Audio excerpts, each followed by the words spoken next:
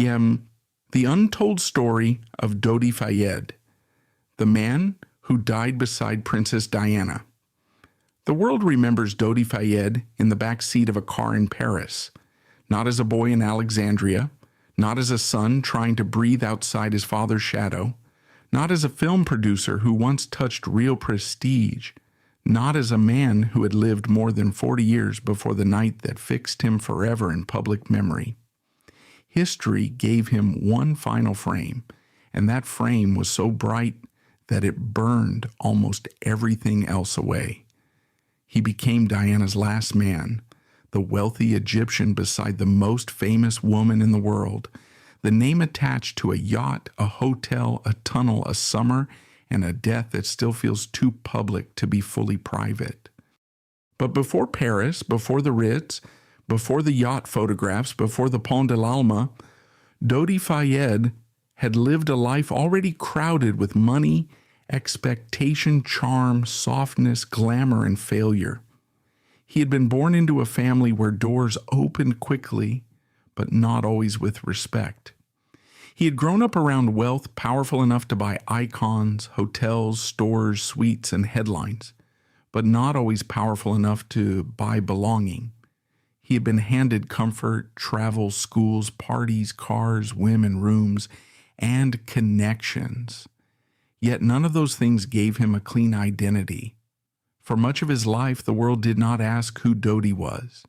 It asked whose son he was, whose money stood behind him, whose yacht he had arrived on, whose table he had joined, whose woman he was seen with, and finally, whose death he was tied to. That is the cruelest part of his story. Dodi did not die unknown. He died too known, but known in the wrong way. The world saw him clearly only when Diana stood beside him. It followed him because he was near her, judged him because she had chosen to spend time with him, and remembered him because he died with her. He spent much of his life trying to escape other people's definitions, and in the end, history gave him the largest definition of all: Diana's final lover. His full name was Ahmad el-Din Mohammed Abdel Menahem Fayed. It was a name with weight, sound, family, geography, religion, and inheritance inside it. But headlines did not want that much personhood. Headlines wanted Dodi: short, fast, glamorous, useful. That short name became almost a symbol of his life. Again and again, he was reduced to labels that were easier to print than to understand. Mohammed al-Fayed's son, the Herod's heir, the playboy, the producer, the man on the yacht, Diana's lover, the man in the car. Each label contained something true. None of them was large enough to hold him. Dodi was born in Alexandria, Egypt in 1955 into a family already connected to wealth, ambition, and international movement.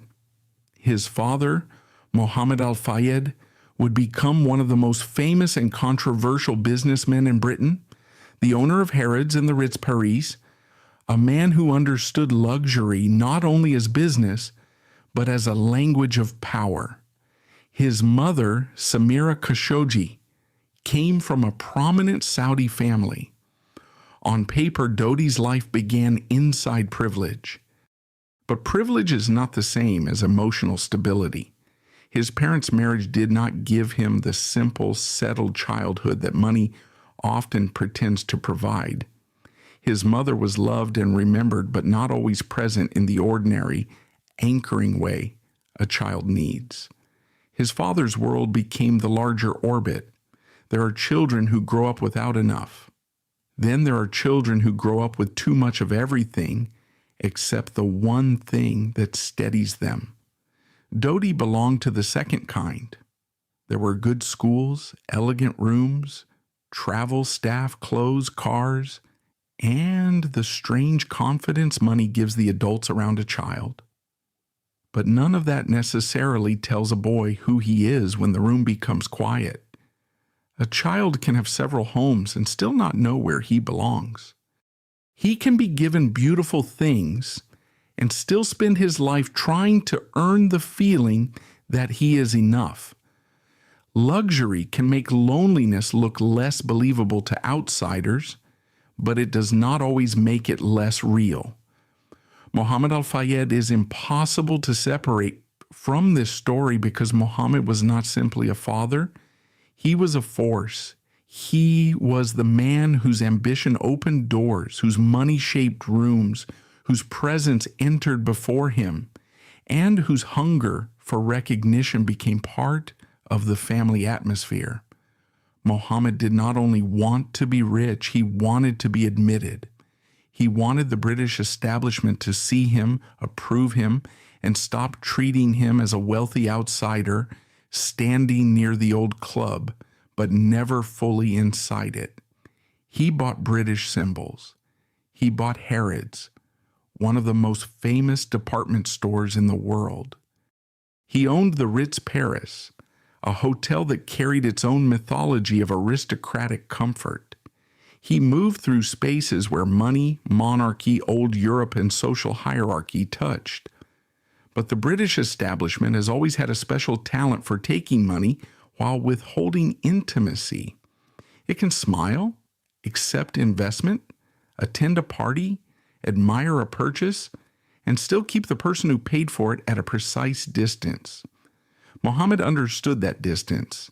He fought it, challenged it, mocked it, resented it, and tried again to cross it.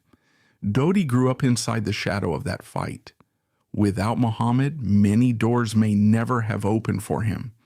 Because of Muhammad, many people believed every door Dodi entered had been opened for him. That was the trap.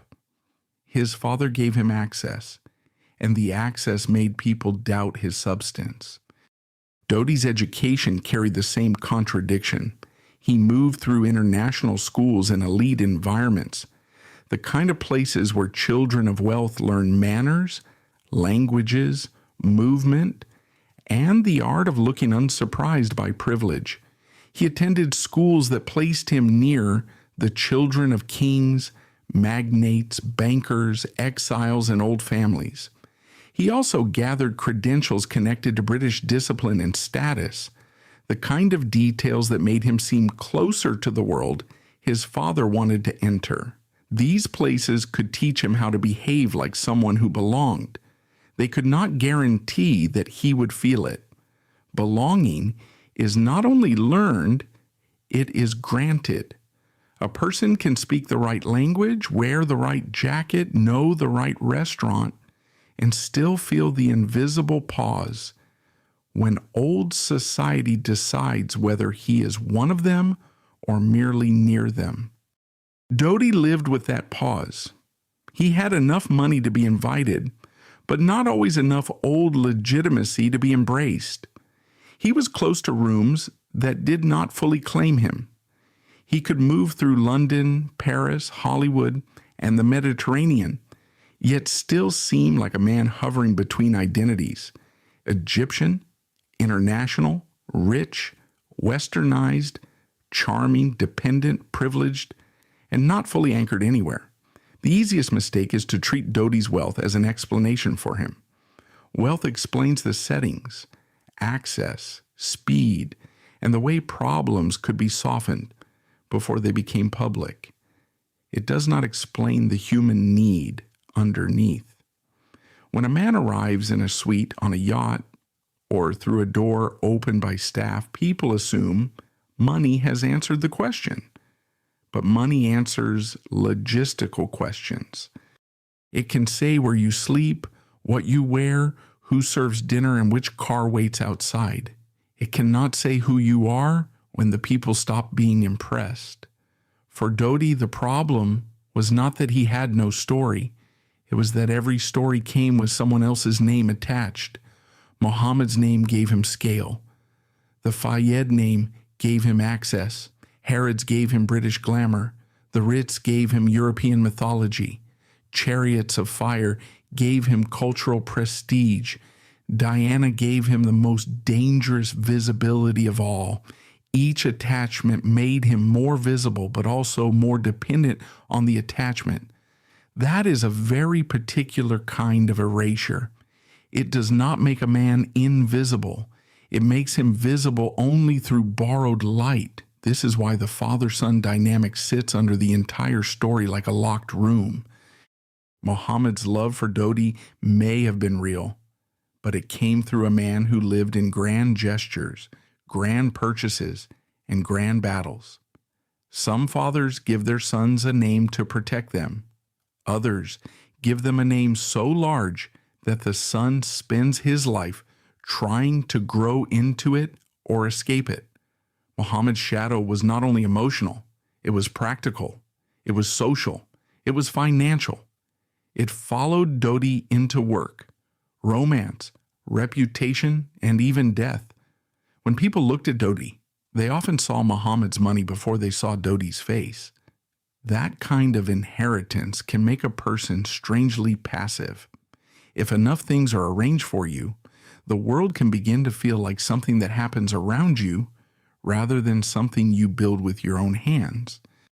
Dodi could be charming, generous, and eager, but he could also seem carried by other people's momentum.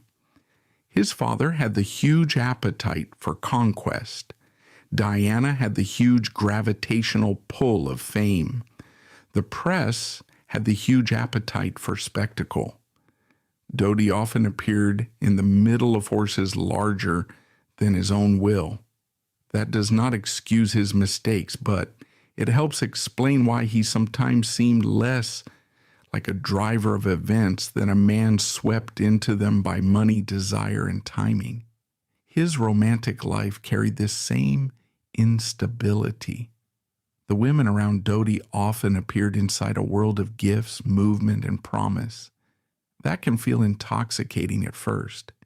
It can also become confusing when money replaces clarity. A plane ticket can look like devotion. A suite can look like commitment. A ring can look like certainty. A yacht can make a few days feel more serious than they are. For women entering Dodi's world, the question may have been difficult to answer. Was this tenderness, performance, generosity, habit, or the way rich men kept life moving without having to choose too carefully? That question makes the Diana summer less simple. Dodi could be kind and still careless. He could be sincere in a moment and still leave damage behind him. Film gave him one of his strongest attempts at identity. Hollywood is not innocent, but it is different from aristocracy. It loves money, gossip, glamour, and illusion, yet it allows reinvention more quickly than old-class systems do. In the film world, a person can sometimes become real by attaching himself to the right project. Dodi became associated with Chariots of Fire, the British film that won Best Picture at the Academy Awards for 1981. That success mattered. It gave him a brush with prestige that was not simply a yacht, a party, or a photograph. It placed his name near a film about British character, discipline, moral seriousness, faith, and national myth, exactly the kind of cultural language his family had long wanted the establishment to respect. But even that did not set him free. Chariots of Fire gave Dodi prestige, but it did not turn him into a major independent force in film. He had more credits. He had access to premieres, actors, suites, scripts, and the soft glamour around production. But his career never became strong enough to detach him completely from family money. He remained in the uncomfortable middle, too successful to dismiss as nothing, not successful enough to silence those who believed his father's wealth had carried him. That is often where inherited wealth becomes cruel. It gives someone a platform, then makes every achievement look borrowed. The Playboy label followed him because parts of his life made it easy. Dodi had yachts, parties, women, travel, cars, apartments, and impulsive glamour, the exact ingredients that feed that kind of public image. It would be dishonest to pretend the label came from nowhere. He lived in rooms where pleasure was expected, where money softened consequences, and where attention could be purchased before it was earned. But the label also flattened him. It allowed people to stop looking after they had found a convenient word. Playboy. That was enough. It made him sound empty, unserious, decorative, and replaceable. Inside that label, however, was a more complicated man.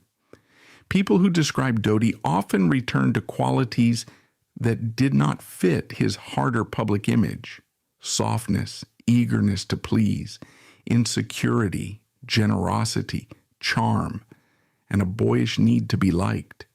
Muhammad was the conqueror. Dodi often seemed more like someone trying to make people comfortable. Muhammad pushed against locked doors. Dodi looked for warmth once he was inside. That difference matters because it explains why the same privileges that made Dodi look spoiled may also have concealed his loneliness.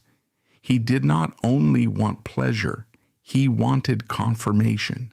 He wanted a woman, a room, a project, a father, or a world to look at him and say, "You are not merely someone's son." In 1986, Dodi married model Suzanne Gregar, but the marriage was brief. That same year, his mother Samira died in her early 50s. One bond failed almost as soon as it became formal. Another, older and deeper, disappeared forever.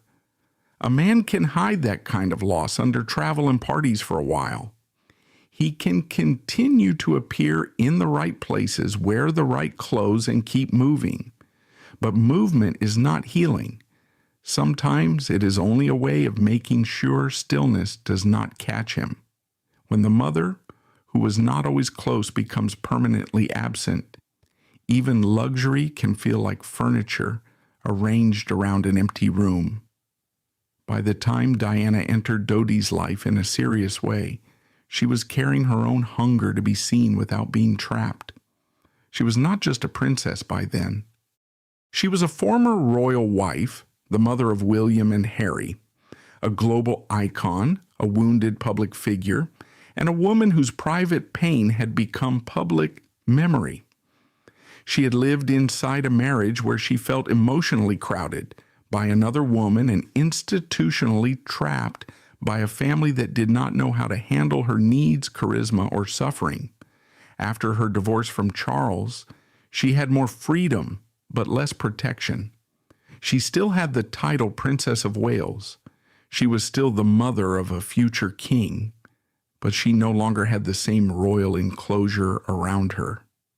The world watched her as intensely as ever, and sometimes with even less restraint. Diana and Dodi shared one strange condition.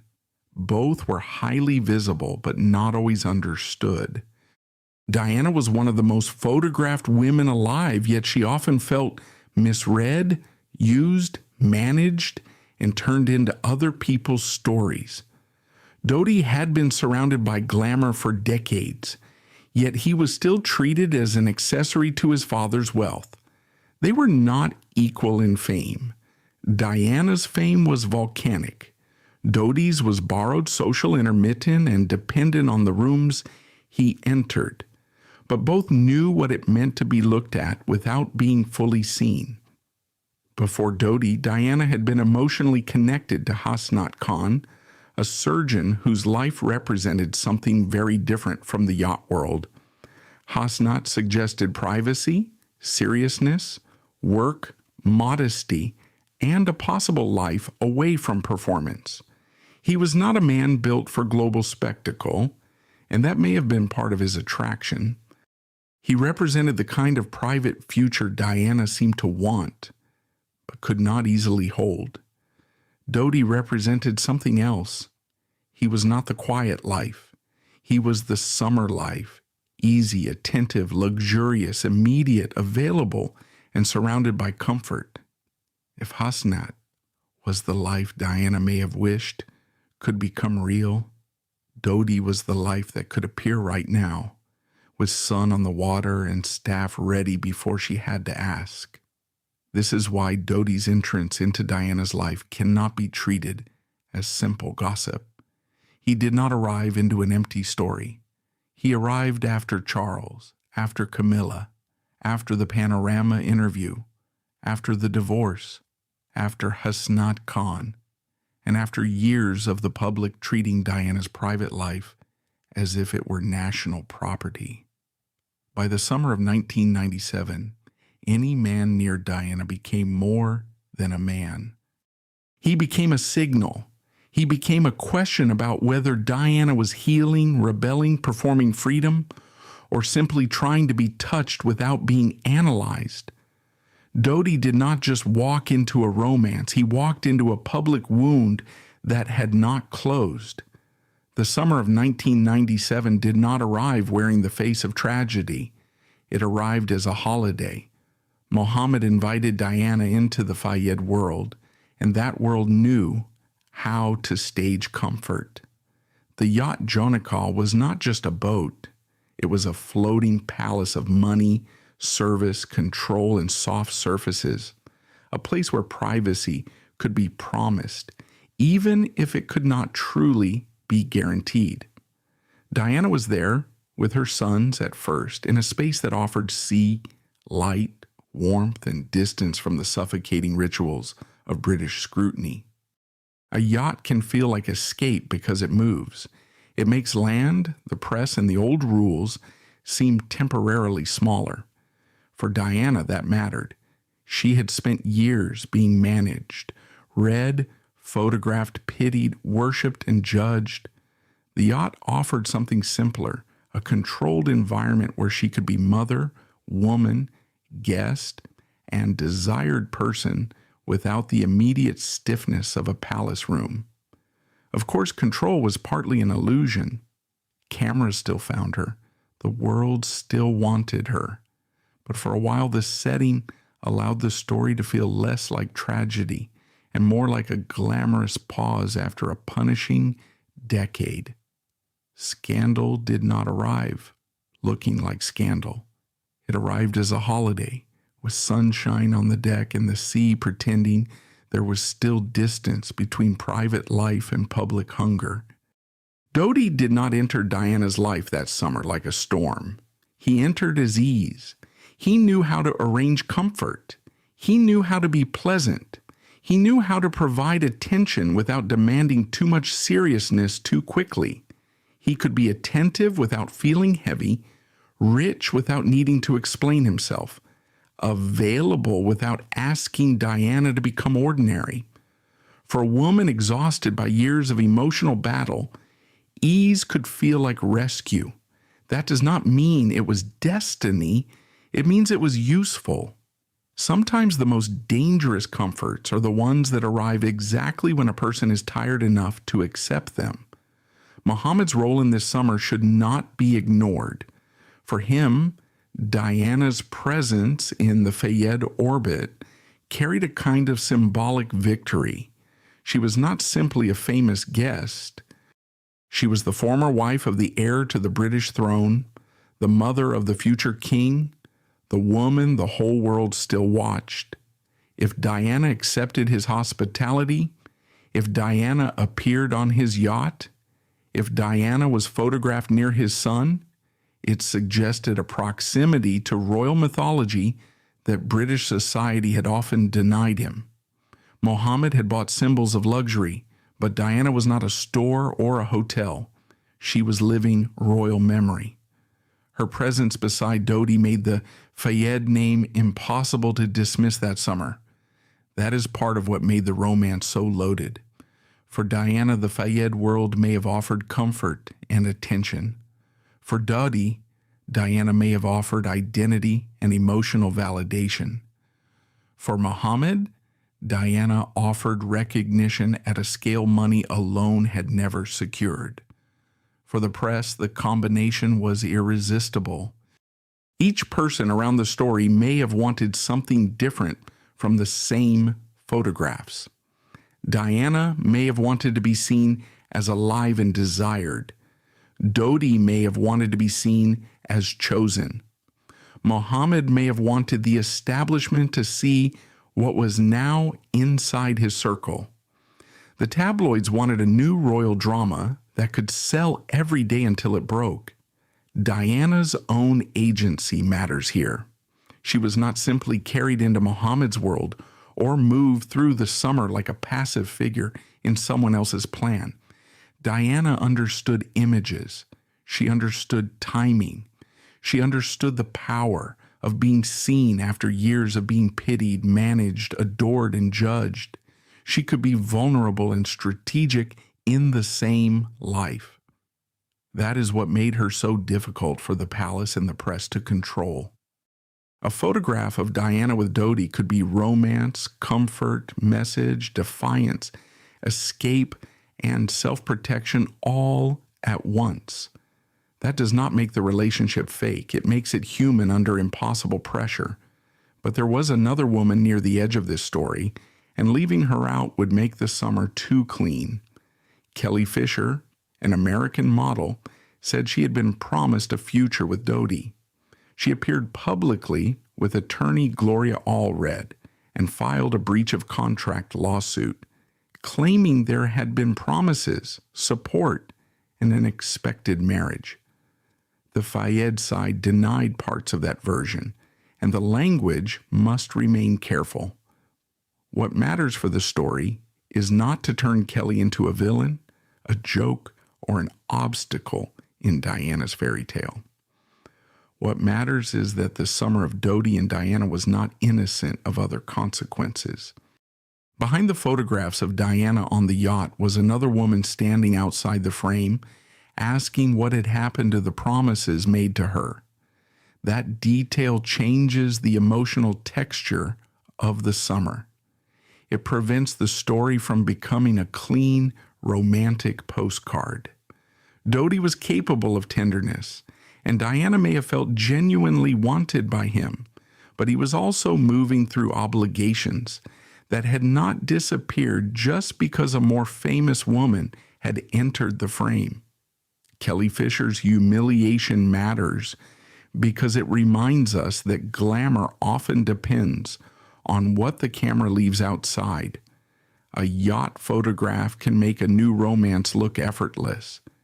It cannot show the woman watching the world celebrate the man she believed had promised her a future. That is why Dodi cannot be written as a spotless romantic hero.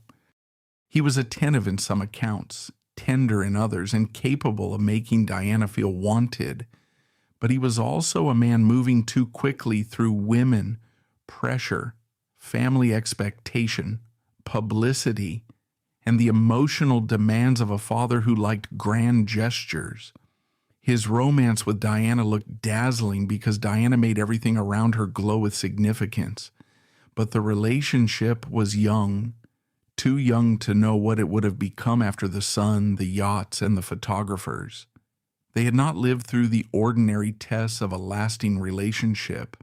Dull mornings, family conflict, illness, routine, boredom, days without staff, days without cameras, days when romance has to become character.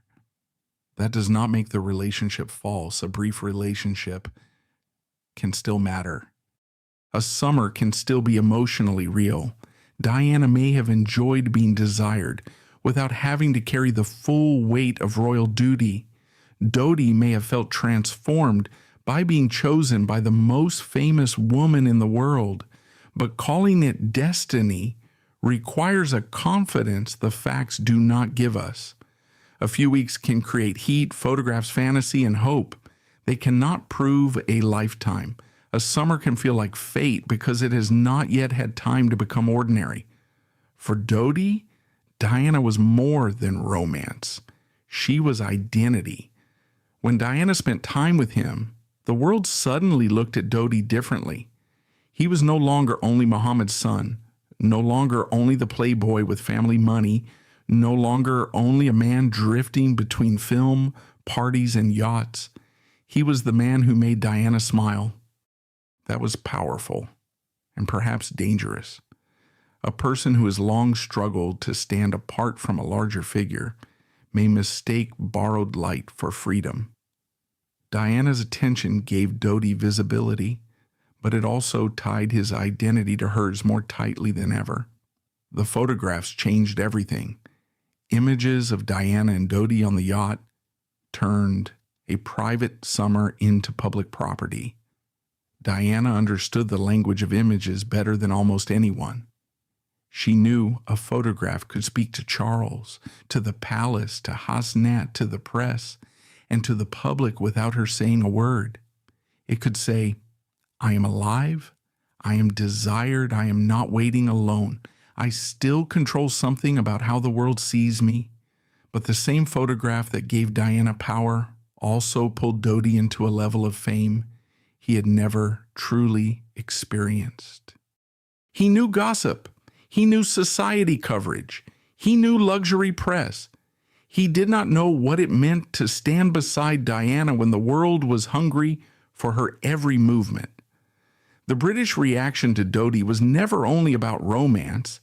It carried class, race, nationality, religion, money, and old prejudice beneath polite language. Some saw him as glamorous, amusing, and exotic in the shallow way tabloids like to package men near famous women. Others saw him as the wrong kind of man beside the mother of the future king, too foreign, too rich in the wrong way, too connected to a father who had fought the British establishment too loudly, too far from the aristocratic script that still haunted Diana even after divorce.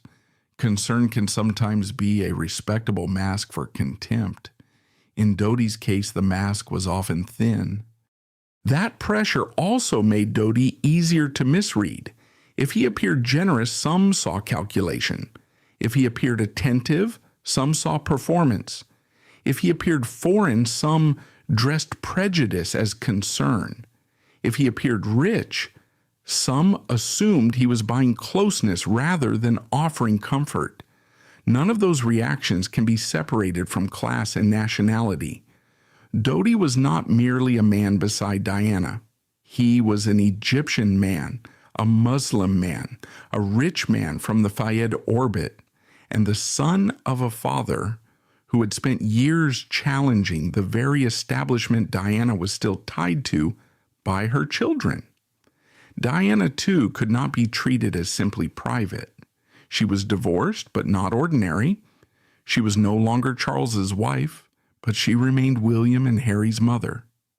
Every man near her became part of a national conversation because her life was still linked to the monarchy's future.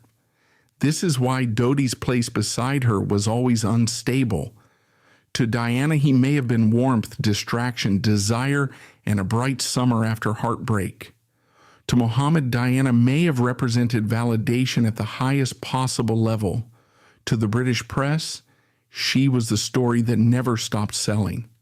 To the palace, she was no longer inside, but never fully outside. To Dodi, she may have been the first person whose fame was strong enough to make his father's shadow disappear, even if only by replacing it with her own. Then came the ring. Dodi was linked to a ring from Ripasi, and the question of its meaning became one more symbol the world wanted to solve. Was it an engagement ring, a romantic gift, a fantasy, a gesture, a plan, or a story inflated by everyone around them? We should be careful. A ring can be purchased faster than a future can be understood. Diana knew the symbolic force of jewelry. The world knew it too. Any suggestion that Diana might marry Dodi would have created a media explosion, not only because she was famous, but because of who she was. The mother of a future king, the former wife of the Prince of Wales, a woman still emotionally claimed by the British public even after the legal marriage ended. This is where the story becomes dangerous for anyone trying to make it too simple. A ring makes people think a mystery has been solved. It gives the public a prop. It allows newspapers to build a future in a headline. Marriage, palace reaction, royal children, Egyptian stepfather, British outrage, new life, new scandal. But a ring is not always a full intention. Sometimes it is romance. Sometimes it is performance.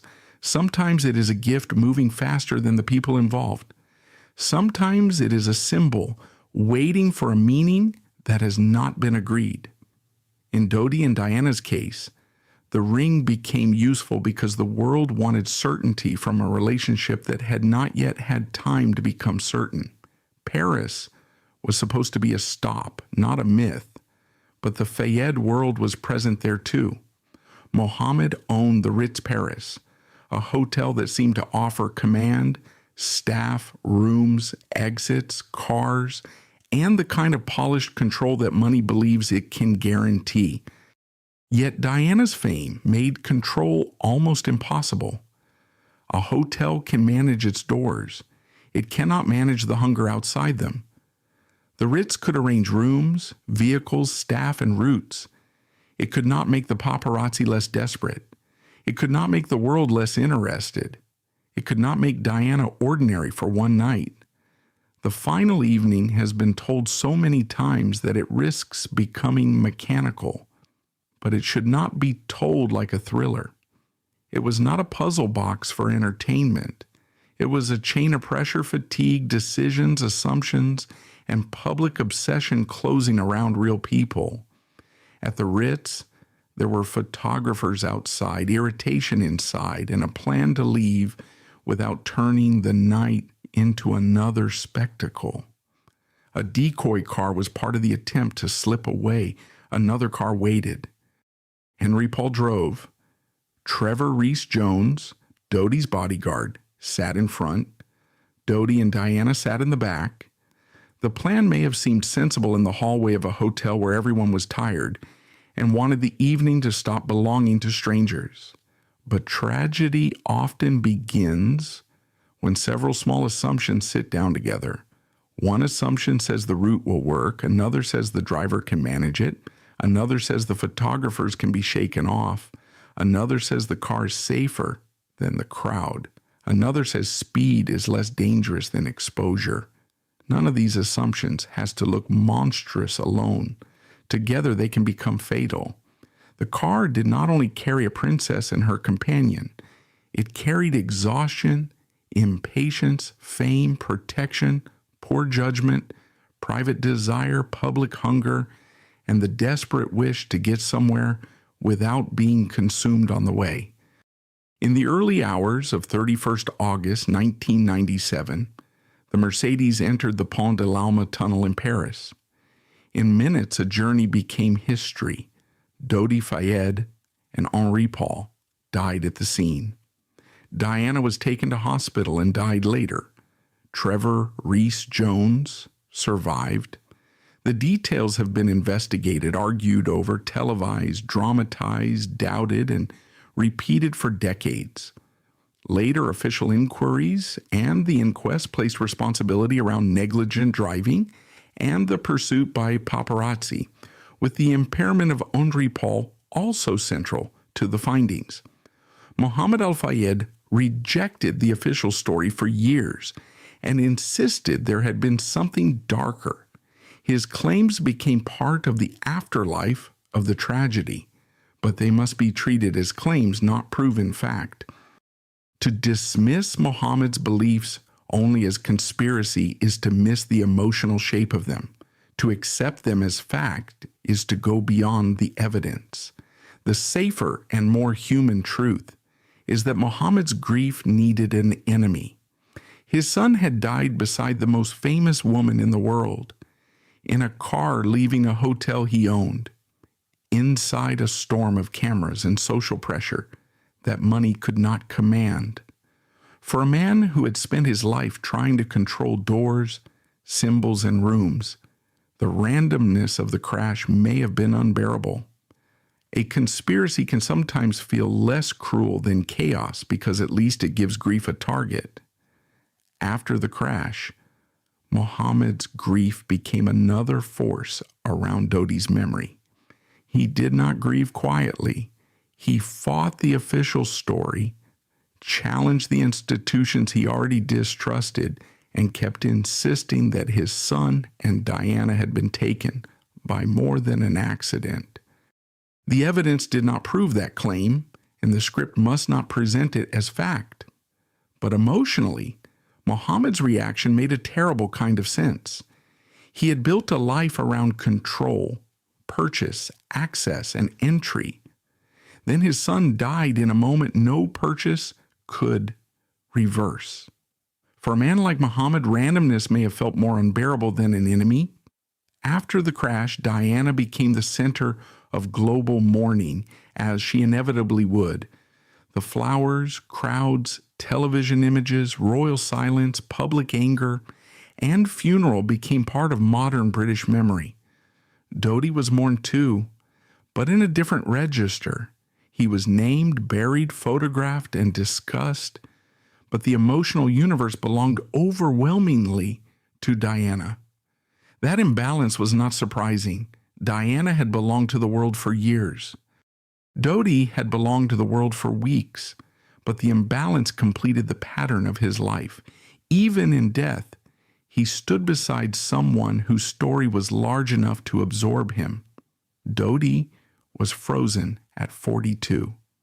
That is a brutal age to become an image, old enough to have made mistakes, young enough to have had time to become someone else. He never got to age out of the Playboy label. He never got to prove whether he could build a stronger career, become a different kind of partner, step away from Muhammad's shadow, settle into seriousness, disappoint people in new ways, or surprise them by growing. Death fixed him in summer clothes, yacht photographs, hotel quarters, the back seat of a car, and the phrase, Diana's lover. He was denied the ordinary mercy of becoming more complicated with time. This is why the end of Dodi's life feels so unfinished. The public got the spectacle, the photographs, the hotel, the tunnel, and the argument afterward, but not the ordinary years that might have made him clearer. He never had the chance to become boring, settled, older, wiser, more responsible, or more disappointing in a normal human way. He was fixed at the most dramatic point of his life, beside the most famous woman he had ever known, at the exact moment when the world was least capable of seeing him separately from her. That is why Dodi's story deserves more than the final frame. He was not only the man who died beside Diana, he was a child of wealth who did not feel fully steady. He was the son of a father who wanted British recognition so fiercely that the desire became a family inheritance. He was a man who touched Hollywood prestige but did not hold enough of it to stand alone. He was a romantic figure in public for a few feverish weeks, but also a man with unfinished obligations, and a woman, Kelly Fisher, left humiliated outside the fairy tale. He was privileged but not secure, charming but not fully formed, loved by some, used by others, doubted by many, and finally swallowed by a story much larger than himself. The most painful irony is that Dodi may have wanted exactly what Diana also wanted in a different form, to be seen without being trapped. Diana wanted to be more than the wounded princess, more than Charles's former wife, more than the woman chased by cameras.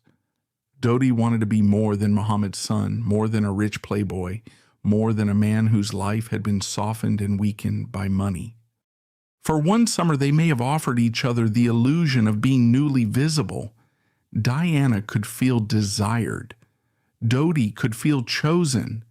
But the world did not let either of them remain private long enough to find out what that visibility meant. A lesser version of this story would ask whether Diana truly loved Dodi, whether Dodi truly planned to marry Diana, whether the ring was real, whether the summer was serious, whether the whole romance was a message to someone else. Those questions are seductive because they seem to promise certainty, but certainty may be the wrong thing to demand from a relationship that was still forming when it ended. The deeper question is not whether Dodi was Diana's destiny. The deeper question is why history only found room for him when he became part of hers.